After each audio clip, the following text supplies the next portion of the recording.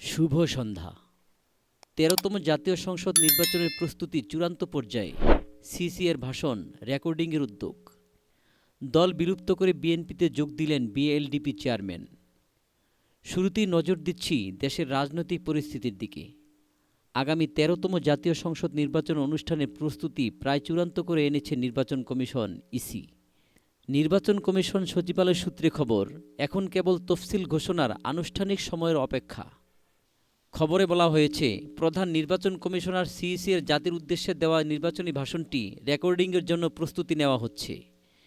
এই প্রক্রিয়া স্পষ্টতই ইঙ্গিত দেয় যে নির্বাচন কমিশন খুব দ্রুতই তফসিল ঘোষণার তারিখ চূড়ান্ত করবে এবং এর মধ্য দিয়ে দেশের নির্বাচনী হাওয়া আনুষ্ঠানিকভাবে শুরু হবে। নির্বাচন প্রক্রিয়াকে আরও স্বচ্ছ ও নির্ভরযোগ্য করতে ইসির অন্যান্য তৎপরতাও জোরদার হয়েছে। নির্বাচন পর্যবেক্ষণের জন্য ইতিমধ্যে ৮১টি দেশীয় সংস্থাকে চূড়ান্ত নিবন্ধন দিয়েছে নির্বাচন কমিশন। এই সংস্থাগুলো নির্বাচনের সময় নিবিড় পর্যবেক্ষণ করবে বলে আশা করা হচ্ছে।